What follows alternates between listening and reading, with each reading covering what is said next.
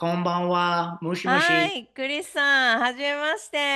はじめまして。よろしくお願いいたします。よろしくお願いします。は元気ですか？い、元気です。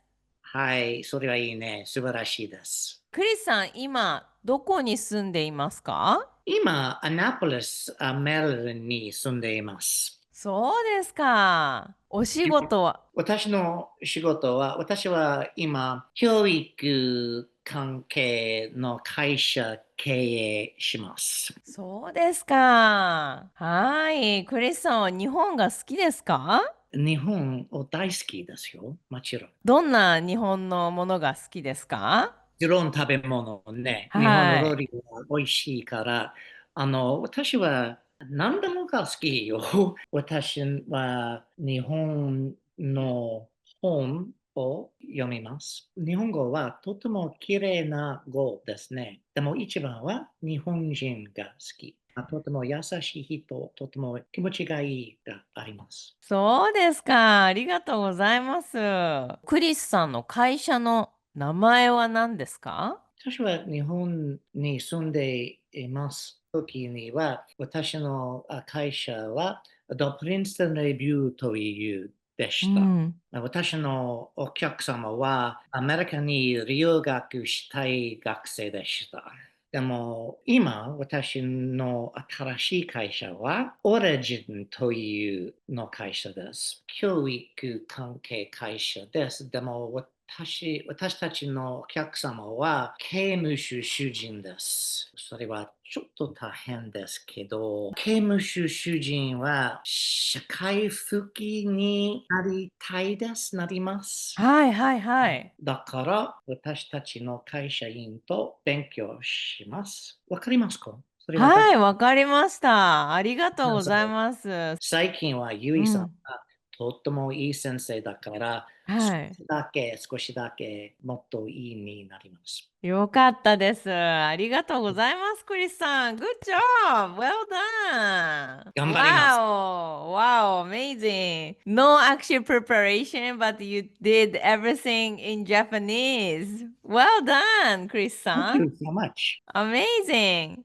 So my listener actually want to know your background, why you started learning Japanese, and what do you do now, and everything. Can I ask you a little bit more? In English or Yeah, in Japanese? English. Yes. Sure. So Yes. when I went to university, I had an opportunity to study Japanese and I thought I would try. Mm-hmm. Before that, I always was very interested in Japanese culture, Mm. everything from Chano Yu to Ikebana, and especially Japanese literature. So I Mm. love the writings of people like Kawabata and Murakami and many, many others. And Mm-hmm. so at Columbia, I had a chance to study not just Japanese language, but Japanese culture. And I Mm. kind of fell in love. Some people, the first time they go to Paris, they fall in love with France. People, the first time they are exposed to Japan, they fall in love with Japan. But so many Mm. things about the culture that really appealed to me that I wanted to study more. At that time, when I was in university, I didn't come from a very wealthy background, so I had to pay my own tuition. And at that Mm. time, I paid my tuition by working basically an American juku called the Princeton Review.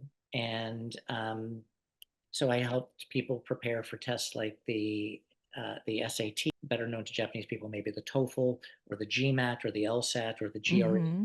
all of the exams that you have to take in order to go to an American university. And I realized that there was an opportunity to do that same kind of work in Japan because so many Japanese people wanted to come to the United States. So that's when I started working with Japanese students. And so I have a business partner. We moved to Japan when I was 19 years old, Wow.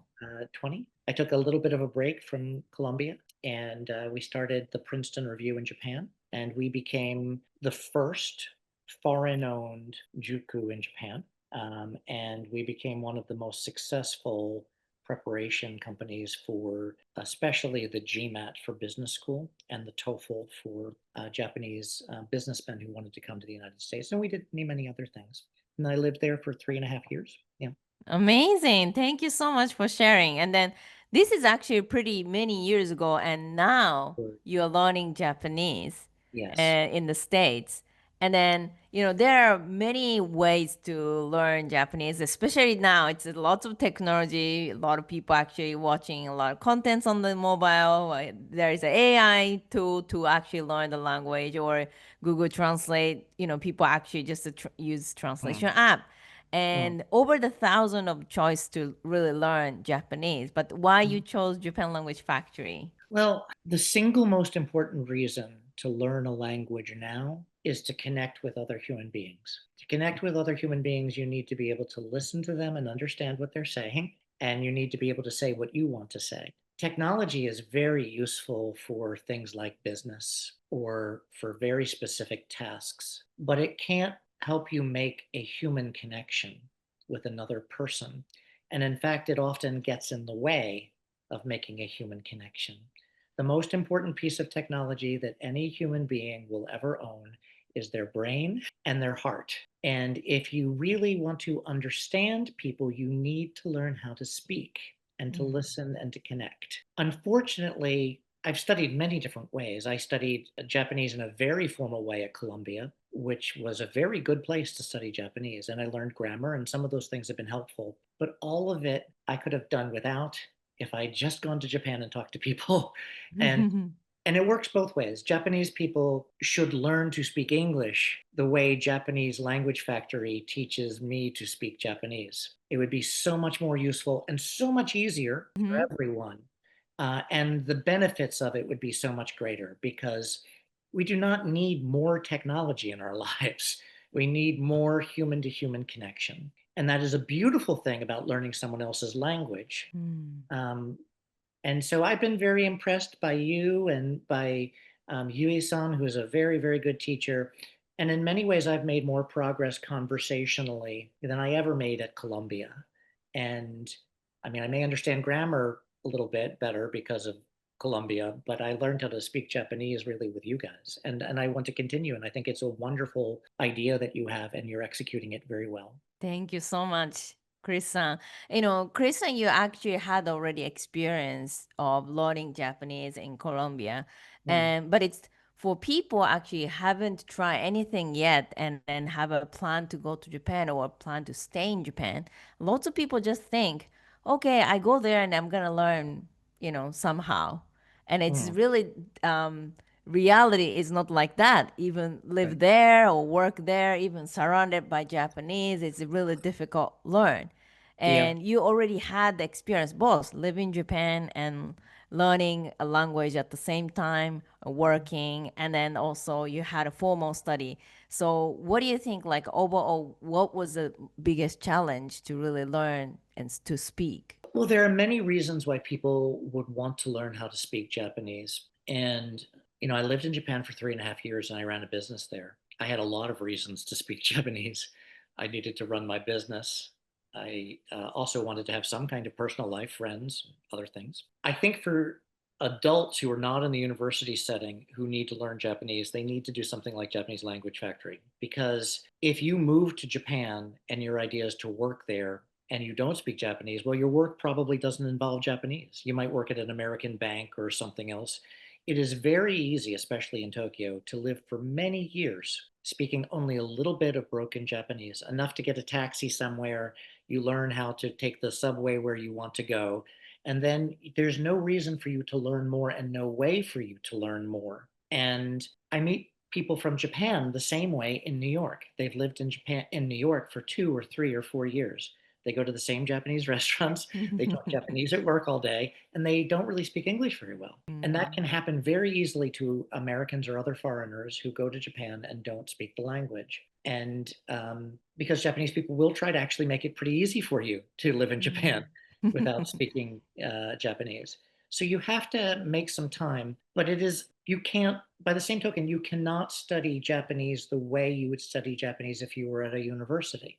You don't have as much time, and what they teach you is not nearly as practical. I think that once you achieve a certain level of spoken Japanese, then you can engage with your friends who speak Japanese in a way that will help you grow. They can correct you. You can ask them to say things another time. You can ask them to write something in kanji or hiragana, and you can learn. But until you reach that threshold with something like Japanese Language Factory, you will not learn Japanese just by immersion. You won't, if you just move there and you're working or whatever, that's not going to help you get there. So you need to do something and achieve a basic level of fluency. And then from there, maybe you can do a little bit more self instruction.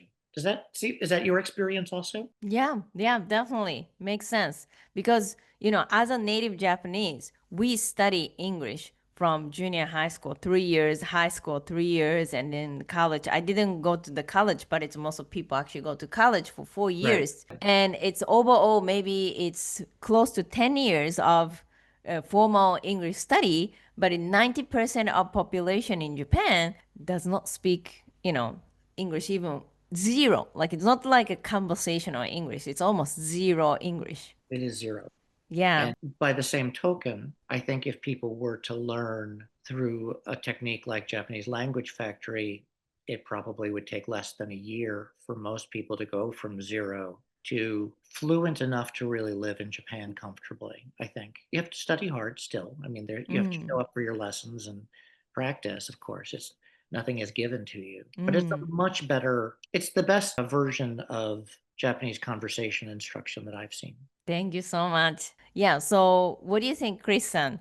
A lot of people like your age. We have so many students like your age too. Oh, I was really bad at learning language in the past. In the high school, I even didn't learn so much language, and I'm really bad. And I'm too old to start, and those things. Also, people actually really avoid to really start. Yeah. So, what is your advice? Well, it's interesting. In the same way that most Japanese people study English for a very long time and don't speak English, when I was in middle school and high school, I, for many years, studied German. And I like German, but I never became really fluent conversationally in German.